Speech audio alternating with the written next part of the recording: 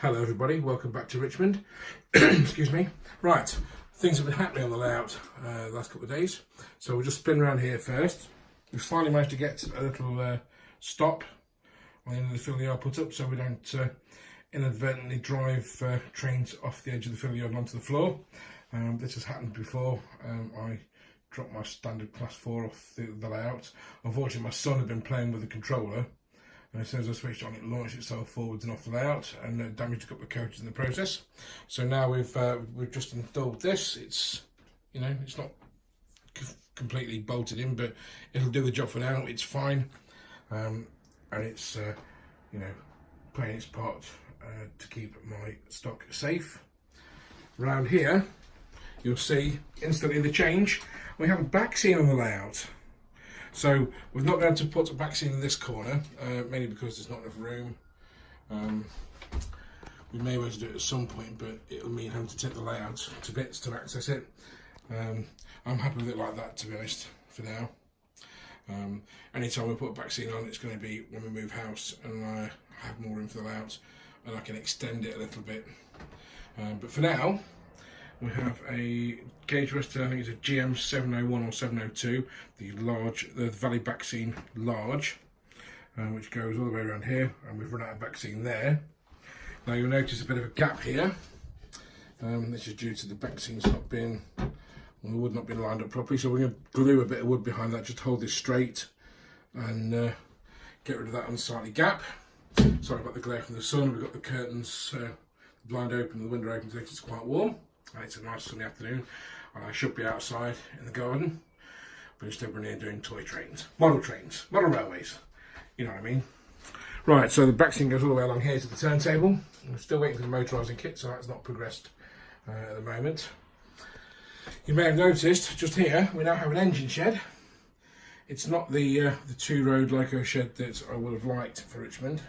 I was a bit put off scratch building it, so we found this Metcalf kit in my local model shop, which is Mounts Models in Ilkeston, and I'm quite impressed with that.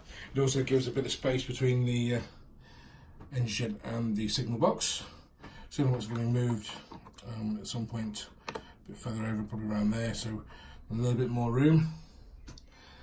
And yeah, so we're still on course to put this second track in down the side of the turntable road and down there, with the inspection pit probably just there. Just a storage for extra locos when we've got the DCC up and running.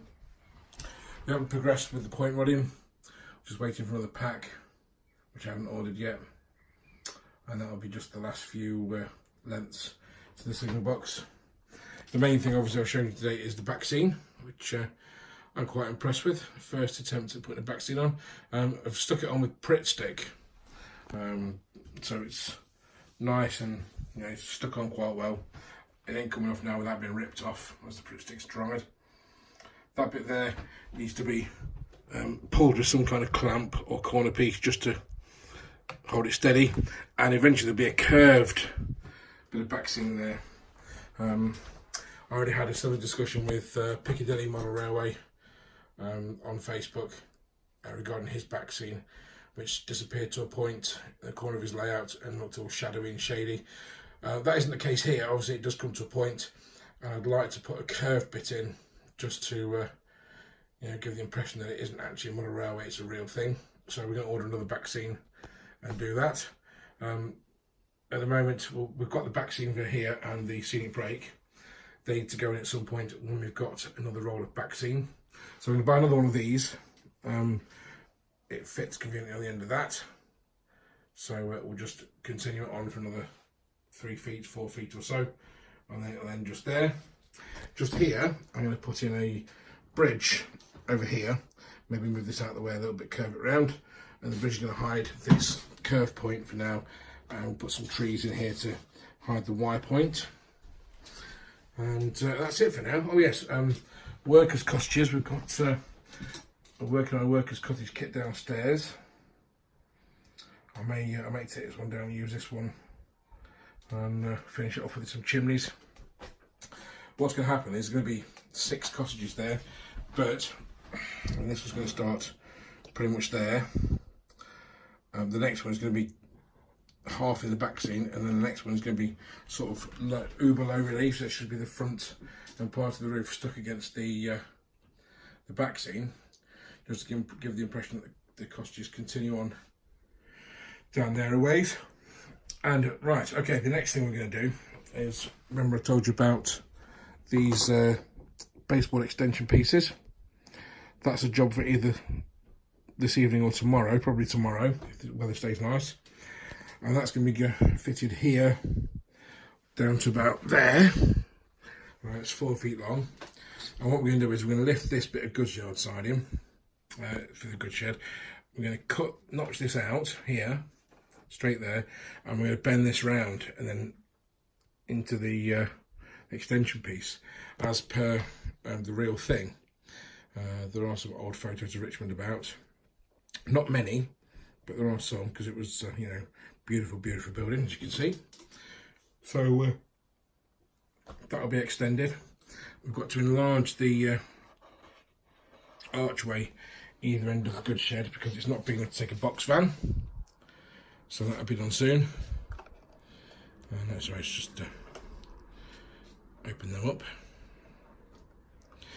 And this siding here will be extended courtesy of this point, which will then come down here 2 tracks to thereabouts, give me some extra goods yard storage.